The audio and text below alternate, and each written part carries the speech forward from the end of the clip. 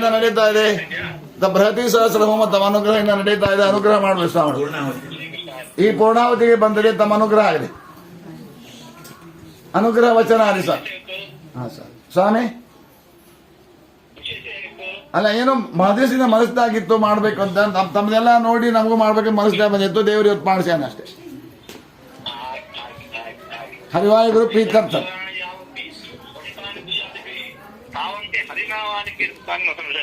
ಆಗಿರುವಾಗ ಅದರಲ್ಲೂ ವಿಶೇಷವಾಗಿ ಬೃಹತಿ ಸಹಸ್ರ ಯಾಗವನ್ನು ಮಾಡಿದ್ದೀರಿ.